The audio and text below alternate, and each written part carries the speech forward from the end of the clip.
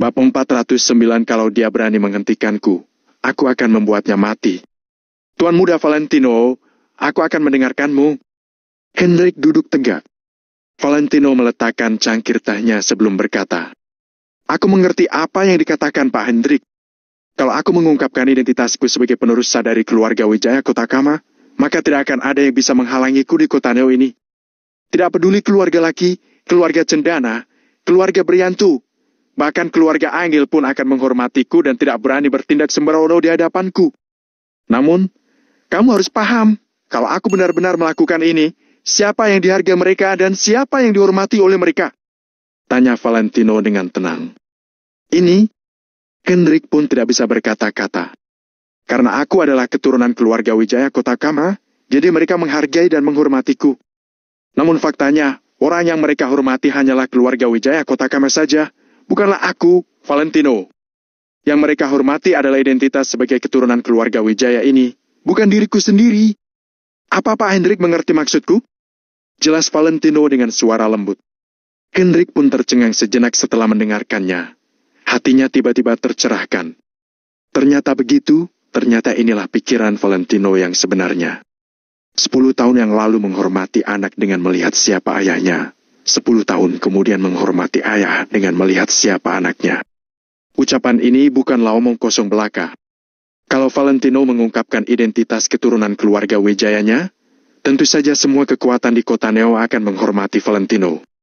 Akan tetapi, sebenarnya yang mereka hormati hanyalah keluarga Wijaya Kotakama saja.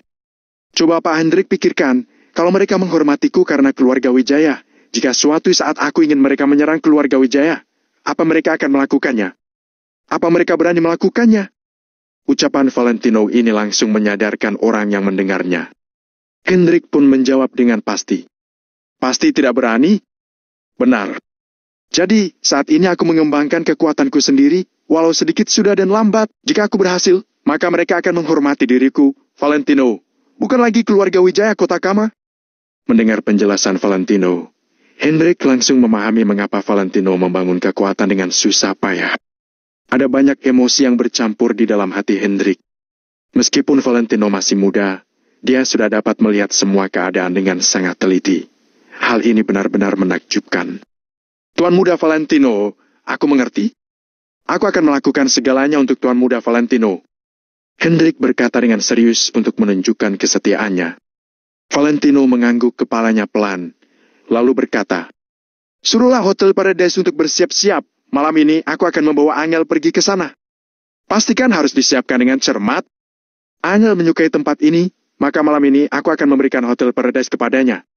Hendrik segera menganggukkan kepala, lalu menutup teleponnya dan pergi menjalankan perintah.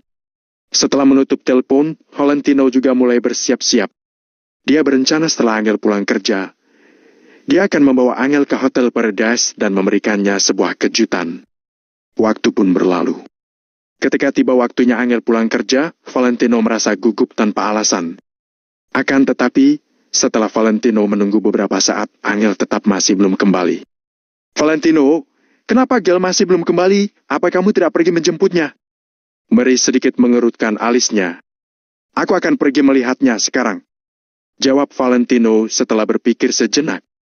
Meskipun Angel menyetir mobil milik Valentino, motor listrik yang menemani Valentino selama 3 tahun masih tetap ada. Valentino membawa motor listrik, kecepatannya tentu saja tidak bisa ditandingi dengan mobil. Jadi, saat Valentino sampai di Klub Kusuma, langit pun sudah mulai gelap. Malam hari tiba perlahan, kegelapan juga perlahan menyelimuti langit kota Neo. Lampu terang yang indah baru saja menyala, malam pun tiba. Saat Valentino sampai di perusahaan keluarga Kusuma, dia melihat mobil yang dibawa Angel kemari masih terparkir diam di parkiran. Tampaknya, hari ini Angel sedang lembur. Valentino memarkir motor listriknya dan berjalan menuju perusahaan. Melihat Valentino datang dengan motor listrik, banyak orang dari perusahaan keluarga Kusuma pun sedikit terkejut. Tetapi kali ini, mereka tidak berani mengejeknya. Lagi pula, mereka sudah melihat kemampuan yang telah ditunjukkan Valentino sekarang. Terlebih lagi, Valentino juga merupakan atasan mereka. "Presidir Valentino!" sapa karyawan yang bertugas. Valentino bertanya dengan seorang wanita cantik di meja resepsionis. Di mana Angel? Apa dia sedang bekerja di lantai atas? Tidak, Presdir. Hari ini Bu Direktur Angel pulang kerja sangat awal. Sekitar pukul 5. Dia mengganti pakaiannya dan pergi. Lapor wanita cantik di meja resepsionis setelah berpikir sejenak. Valentino tercengang ketika mendengar ini. Dia pun bertanya dengan mengernyitkan keningnya. Kalau begitu, mengapa mobilnya masih ada di sini? Bu Direktur Angel tidak menyetir mobil. Dia bilang ada urusan yang harus dibereskan. Jelas wanita cantik itu. Valentino semakin mengernyit dan bertanya lagi. Dengan siapa? Hanya Bu Direktur Angel sendirian. Dia naik taksi dan pergi. Kamu juga tidak berani bertanya ketika melihat Bu Direktur Angel dalam suasana hati yang buruk. Wanita cantik di meja resepsionis itu menjawab dengan hati-hati. Valentino mengangguk, lalu berbalik dan bergegas keluar. Dia berjalan sambil mengeluarkan ponsel untuk menelpon Angel. Akan tetapi, setelah Valentino menelponnya beberapa kali, semua panggilannya terdengar suara peringatan akan nomor yang dituju sedang tidak aktif. Hati Valentino pun menegang. Bagaimanapun juga, Angel sudah pernah diculik sebelumnya, Valentino pun sangat khawatir saat ini. Nomor yang Anda tuju sedang tidak aktif, cobalah beberapa saat lagi. Suara yang terdengar dari ponsel membuat Valentino sangat gelisah. Angel sendirian naik taksi dan pergi. Dia juga menonaktifkan ponselnya. Tampaknya, tebakan dirinya benar. Walau Angel tidak menunjukkannya di permukaan, dia sebenarnya sangat marah di dalam hatinya. Valentino kembali ke tempat mobil listrik dengan cepat. Saat membawa motor listrik, dia pun menelpon kemari. Bu, apa Angel sudah kembali ke rumah? Dia tidak ada di perusahaan. Valentino bertanya dengan mengerutkan alisnya, berpikir apakah Angel sudah kembali ke rumah atau belum. Tidak. Mary segera menjawab, lalu berteriak. Valentino, Del pasti marah. Sudah kubilang, tidak ada gadis yang bisa membagi suaminya dengan gadis lain. Hal ini pasti kesalahanmu. Lebih baik kamu cepat mencari Gal dan menjelaskannya. Kalau tidak, aku tidak akan melepaskanmu begitu saja. Nada bicara Mary sangat panik. Lagi pula, sudah pernah ada pelajaran dari masalah Jenny, sehingga Mary pun takut hal ini akan terjadi pada Angel. Valentino menggernyit kuat, lalu mengangguk dan berkata, Aku tahu. Apa gunanya kamu tahu? Cepat temukan dia. Aku bilang padamu. Sebelum Mary selesai berbicara, Valentino sudah menutup telepon dengan sedikit kesal, lalu menelpon ke Hendrik. Pak Hendrik, kamu sana, apakah bisa memanggil orang? Valentino tahu sekarang Hendrik dikontrol oleh Marco, sehingga banyak hal tidak bisa dilakukan dengan lancar. Tuan muda Valentino, Marco sudah tahu dengan hal Kasman pergi menjemput Anda beberapa waktu yang lalu. Sekarang Marco sudah mengatur suatu jabatan di perusahaan untuk Kasman. Hendrik menghela napas panjang. Hal ini terdengar seperti Marco mencarikan suatu pekerjaan untuk Kasman. Sebenarnya, Marco hanya ingin menempatkan semua orang di sisi Hendrik di bawah pengontrolan dan pengawasannya. Setiap orang Hendrik dan Valentino muncul, maka Marco akan mengaturnya. Ini membuat mereka merasa sangat tak berdaya. Aku tidak memedulikan pemikiran Marco. Sekarang aku hanya ingin mencari orang untuk membantuku menemukan Angel. Jika dia berani menghentikanku, maka aku akan membuatnya mati. Nada bicara Valentino tenang, namun terdapat tatapan dingin pada sorot matanya.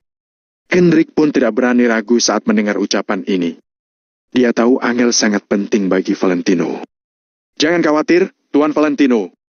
Aku akan segera mengatur orang untuk mencari Nona Angel. Hendrik mengangguk-angguk kepalanya.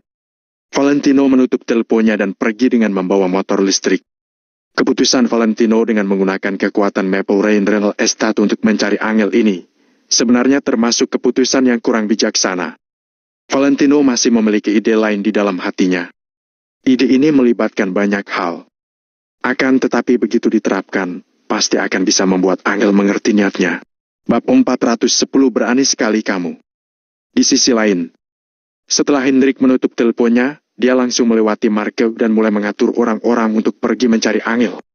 Sementara Markel yang sedang berkuasa di Maple Rain Real Estate tentu saja langsung mendapatkan informasi ini. Marco langsung datang ke ruang kantor Hendrik, lalu duduk dan bertanya, Direktur Hendrik, apa yang kamu lakukan sekarang? Ada perintah dari Tuan Muda Valentino untuk mencari Nona Angel di seluruh kota. Jawab Hendrik singkat. Apa kamu sudah berunding denganku tentang hal ini? Marco sedikit mengerutkan alisnya. Apakah perintah dari Tuan Muda Valentino perlu dirundingkan denganmu? Tanya Hendrik datar.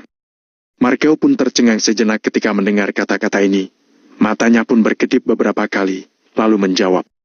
Perintah dari Tuan Muda Valentino tentu saja tidak perlu dirundingkan denganku. Namun, menggunakan banyak orang hanya untuk menemukan seseorang yang tidak penting, kamu harus mendiskusikan hal ini denganku, kan? Markel menatap Hendrik. Orang yang tidak penting?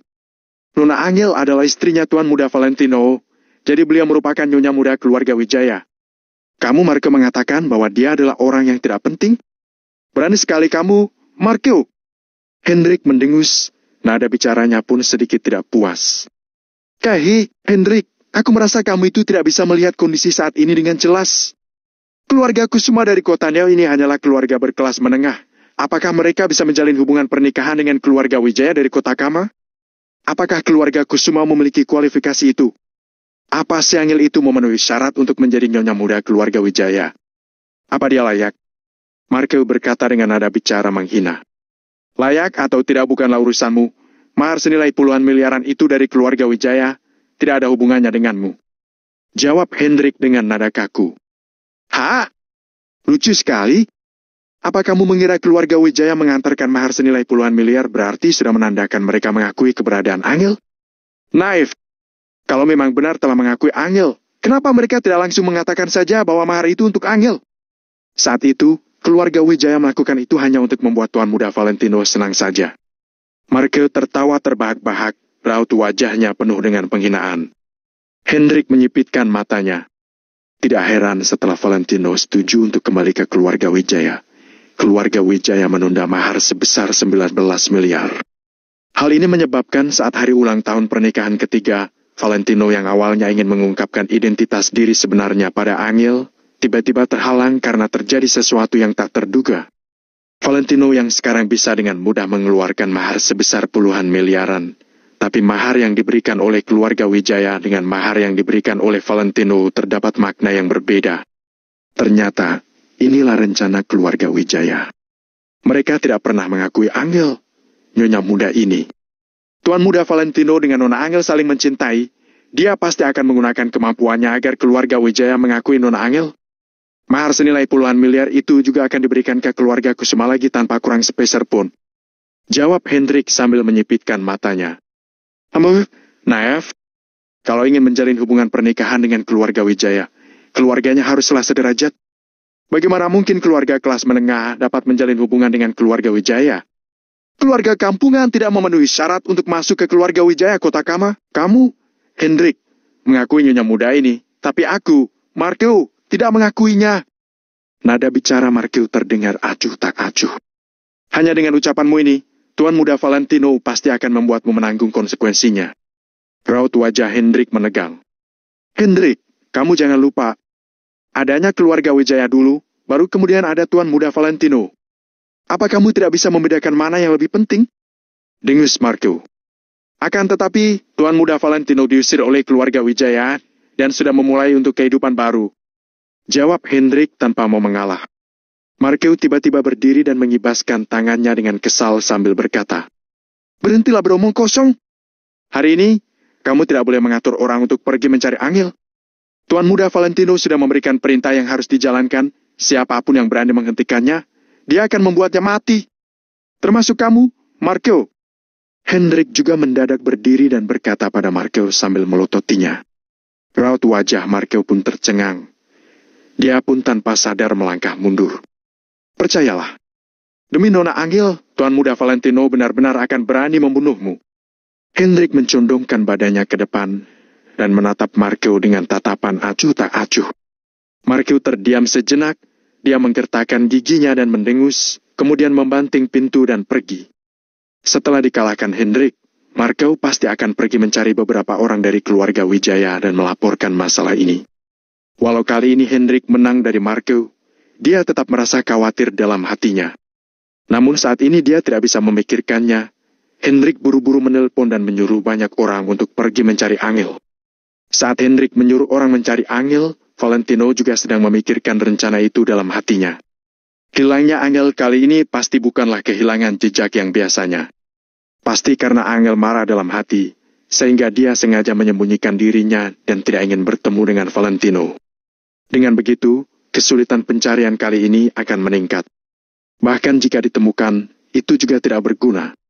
Kamu tidak mungkin bisa membangun seseorang yang sedang berpura-pura tidur, seperti kamu tidak bisa menyentuh hati seseorang yang tidak mencintaimu. Orang yang tidak ingin ditemukan, mana mungkin bisa dengan mudah mendapatkan jejaknya. Meskipun kota Neo ini tidaklah besar, kalau Angel tidak ingin ditemukan orang, akan sulit untuk menemukannya jika Angel menyembunyikan diri di sudut pojok. Bahkan jika Angel ditemukan, tetapi hatinya tetap ada amarah terhadap Valentino, dia juga tidak akan memaafkan Valentino. Jadi, tidak boleh hanya mencari jejak Angel, melainkan harus bisa menyelesaikan hal yang mengganjal di dalam hati Angel, agar Angel bisa mengetahui niat Valentino terhadapnya. Sepertinya rencana meteor sudah direncanakan begitu lama, kini sudah saatnya untuk melihat kekuatannya. Valentino mengangkat kepalanya melihat ke arah langit, bintang yang tak terhitung jumlahnya berkelap-kelip terus-menerus. Valentino menghela napas panjang dan mengeluarkan ponsel untuk menelpon Danu. Rencana meteor adalah salah satu kartu rahasia Valentino. Kalau tidak perlu, Valentino tidak akan menggunakannya dengan mudah. Namun, saat ini masalah terkait dengan Angel, sehingga Valentino pun tidak memedulikannya. Danu bertanya dengan serius setelah menerima telepon dari Valentino. Kak Valentino, ada apa? Malam ini, aku ingin nama Angel muncul di seluruh kota Neo. Jawab Valentino. Aku mengerti. Bagaimana pengaturan spesifiknya? Danu tanpa ragu. Valentino termangu sejenak, kemudian mulai mengatur Danu. Malam ini, Valentino ingin menggemparkan seluruh kota Neo. Valentino ingin menggunakan cara ini agar Angel mengerti hati Valentino terhadapnya. Setelah mengatur semuanya untuk Danu, Valentino pun membawa motor listriknya dan mengikuti arah yang ditinggalkan Angel. Valentino sedang berpikir tempat yang mungkin Angel akan berada. Saat ini, Valentino tiba-tiba menyadari bahwa dia telah menghabiskan terlalu sedikit waktu bersama dengan Angel. Tempat yang sering mereka berdua pergi hanyalah toko mie vegetarian itu. Setelah berpikir sampai sini, Valentino pun bergegas ke arah toko mie vegetarian itu. Saat ini, di dalam toko mie vegetarian yang sepi dan sunyi itu, pelanggan di dalam toko sangatlah sedikit, hanya terdapat 3-4 orang. Sementara salah satu gadis yang mengenakan baju santai berwarna putih itu sangat menarik perhatian orang-orang. Tidak peduli sosok tubuh maupun penampilannya, semuanya membuat orang terpikat dan tidak tahan untuk meliriknya. Hanya saja, gadis ini tampak sedih saat ini, matanya memerah dan menatap ponsel dengan linglung. Dua pemuda yang berada di sebelahnya ragu-ragu untuk beberapa saat, tetapi mereka pun tidak tahan untuk datang mengobrol dengannya. Bab 411 ubah semuanya. Ada apa denganmu, cantik? Apakah sedang ada masalah? Seorang pemuda baru saja mulai berbicara, kemudian dia bertabrakan dengan pemilik toko mie yang sedang menyajikan mie. Kalian berdua cari mati, ya? Pemilik toko itu bertanya dengan serius dari tempatnya berdiri sambil satu tangannya memegang semangkuk mie. Kedua pemuda itu pun tertegun dan tidak berani berbicara. Lagi pula, orang yang tinggal di daerah sini semuanya sudah tahu dengan latar belakang toko mie ini. Seluruh toko yang ada di sepanjang jalan ini harus membayar biaya kebersihan kecuali toko mie ini. Toko mie ini tidak hanya terbebas dari membayar biaya apapun. Bahkan ketika ada seseorang yang datang untuk mencari masalah, preman sekitar akan segera datang membantunya. Bos, tidak, kami hanya melihat dirinya sedikit sedih, jadi kami datang untuk bertanya. Pemuda itu jelas mengetahui latar belakang toko ini. Dia pun menjawab pemilik toko mie sambil buru-buru menarik temannya. Apakah kalian berhak untuk menjadi penenang dalam kesedihan? Apakah kalian tahu mengapa tidak ada orang yang berani untuk menyentuh toko kecilku ini? Pemilik toko mie melototi kedua pemuda itu. Memangnya kenapa? Pelanggan di toko pun merasa penasaran. Karena satu kalimat yang dilontarkan suaminya, Ethan dan yang lainnya langsung tidak berani lagi. Kalian cari tahu saja sendiri. Setelah pemilik toko mie selesai berbicara, dia pun menghampiri Angel dengan membawa 2 mangkuk mie. Beberapa orang di toko terkejut. Kedua pemuda itu pun segera membayar dan pergi meninggalkan toko mie. Nona, apakah kamu bertengkar dengan suamimu? Pemilik toko mie bertanya dengan lembut sambil meletakkan 2 mangkuk mie di hadapan Angel. Angel kembali tersadar dari lamunannya. Kemudian dia menjawab sambil tersenyum kaku. Ah, tidak. Tokomu belakang ini baik-baik saja, kan? Iya. Berkat kalian, mereka tidak berani memalak lagi. Bahkan mereka juga mengatakan bahwa mereka tidak akan membiarkan siapapun datang ke sini untuk mencari masalah. Angel menganggukkan kepalanya pelan, kemudian dia mengambil garpu dan mulai makan. Mie yang awalnya terasa sangat enak pun kali ini terasa pahit di mulutnya. Pemilik toko mie menghela napasnya ketika melihat kedua mangkuk mie yang berada di hadapan Angel. Betapa familiarnya pemandangan ini. Awalnya, Valentino juga sering datang ke sini sendirian dan memesan 2 mangkuk mie. Nona, aku tidak akan banyak berbicara. Namanya hidup pasti akan selalu ada masalah. Aku hanya bisa mengatakan kalau suamimu itu benar-benar orang yang baik. Tidak ada masalah yang tidak bisa dilalui. Pemilik toko mie tahu, saat ini Angel membutuhkan waktu untuk menyendiri. Maka dia pun tidak banyak bicara dan langsung meninggalkannya. Mendengar hal tersebut lantas membuat mata Angel semakin merah. Dia pun berhenti memakan mie sejenak. Masalah memang tidak bisa dihindari. Tetapi ada beberapa hal tidak hanya sesederhana tersandung, kan? Semua itu karena Angel peduli dan menghargai Valentino, sehingga dia tidak bisa menoleransi hal ini sedikit pun. Valentino seharusnya tidak membohongi Angel. Di dalam toko yang sunyi, Angel makan mie dengan tenang. Matanya memerah karena menangis terseduh-seduh. Tampak punggungnya membuat orang lain merasa iba. Hanya Valentino yang mampu membuat seorang CEO perusahaan dengan kepribadian keras seperti Angel menangis sedih sendirian di toko. Angel meletakkan garpunya, dia duduk dengan tenang selama beberapa saat, kemudian mengeluarkan uang dan menaruhnya di meja. Setelah itu, dia pun pergi meninggalkan toko mie. Pemilik toko mie yang terus memperhatikan Angel langsung mengikuti Angel secara diam-diam, kemudian melihatnya pergi dengan menaiki taksi. Sekitar 20 menit kemudian, Valentino datang dengan mengendarai sebuah motor listrik. Bos! Valentino langsung berteriak kencang ketika dia masuk ke dalam toko. Pemilik toko mie muncul sambil memegang lap di tangannya, lalu berkata, "Istrimu sudah pergi?" Pemilik toko mie sama sekali tidak terkejut ketika melihat Valentino datang. Kalau Valentino tidak memiliki perasaan yang mendalam pada Angel, mengapa dia bisa datang ke sini sendirian untuk makan mie selama bertahun-tahun? Pergi kemana? Valentino merasa sedikit lega sekaligus menyesal. Seharusnya dia datang lebih awal. Dia pergi ke arah selatan dengan menaiki taksi berplat mobil B7265Ki, kata pemilik toko mie segera. Baiklah, kalau begitu aku akan pergi naik taksi. Aku titip motorku di sini karena baterainya sudah habis. Valentino pun membalikkan badan dan berjalan pergi.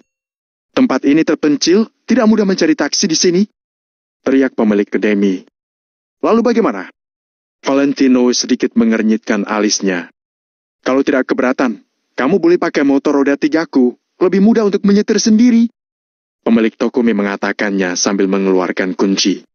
Terima kasih. Setelah Valentino mengucapkan terima kasih, dia pun mengulurkan tangannya untuk menerima kunci, lalu berjalan keluar lagi. Valentino menyalakan mesin motor roda 3 itu, kemudian dia menyetir ke arah Angel pergi. Dia menyetir sambil mengirimkan Hendrik nomor plat mobil itu. Setelah Danu menutup teleponnya dengan Valentino, dia pun segera mengatur apa yang diperintahkan Valentino. Kalau ada satu dari ratusan bagian rencana meteor yang berubah sedikit saja, maka akan memengaruhi keseluruhan rencana. Dalam sekejap mereka pun langsung bertindak. Satu kalimat yang dilontarkan Valentino dapat menggemparkan seluruh kota Neo. Perkataan ini jelas tidak berlebihan. Di dalam pasar swalayan yang besar. Saat ini, lampu LED yang menjulur di sepanjang layar iklan di luar menampilkan tulisan berwarna merah dengan penawaran spesial dan semacamnya. Di dalam pasar swalayan, seorang pemuda tiba-tiba mendatangi bagian belakang layar. Didin, tolong ubah konten iklan hari ini. Pemuda itu pun langsung berbicara kepada seorang karyawan yang berada di depan komputer. Kenapa, Pak? Apakah ada tambahan penawaran harga baru? Bukan, ubah kata-katanya menjadi ketika aku membiarkanmu bersinar, maka kamu pun bersinar. Ingat, fontnya harus terlihat jelas dan ukurannya cukup besar. Kepala toko mengatakannya sambil meletakkan secari kertas. Ini, karyawan itu sedikit bingung ketika dia membaca jelas tulisan pada kertas tersebut. Tidak usah bertanya, ubah saja. Setelah kepala toko selesai berbicara, dia pun mengawasinya. Baiklah. Karyawan itu pun segera menganggukkan kepala dan mulai melakukannya. Kata-kata seperti ini juga banyak ditampilkan di depan toko-toko. Kalau diperhatikan, bagian depan ratusan toko di seluruh kota Neo semuanya bertuliskan kata-kata itu. Ubah. Seluruh konten iklan pun diubah menjadi kata-kata itu. Meskipun rencana Meteor memiliki ratusan penanggung jawab, tetapi bagaimana mungkin dari seluruh area perdagangan, hanya ada ratusan toko saja. Selain itu, banyak hal dapat dilakukan dengan mudah dengan kekuatan rencana Meteor saat ini. Pada saat yang bersamaan, banyak tempat hiburan di kota Neo turut melaksanakan perintah ini. Ubah seluruh konten layar LED besar yang berada di atas alun-alun, termasuk papan iklan di sekitar dan reklame di jalan, semuanya diubah. Diganti. Seketika, ibu-ibu yang sedang menari di alun-alun pun terlihat tertegun. Mengapa layar besar ini tiba-tiba mati? Perusahaan taksi Bluebird merupakan perusahaan taksi terbesar di kota Neo. Jumlah taksi yang berada di perusahaan ini mencapai lebih dari 8.000 unit, kekuatannya sangat besar. Pada saat ini, Panji, bos dari perusahaan Mentari Gemilang terlihat serius. Dia datang sendiri ke kantor untuk mengadakan rapat. Aku tidak akan banyak berbicara. Ganti semua konten iklan yang ada di taksi hari ini. Panji duduk di kursi utama dan langsung memberikan perintah. Direktur Panji, iklan yang kami atur malam ini semuanya untuk grup Rajasa. Ini adalah pesanan yang besar. Seseorang mengatakannya dengan bingung.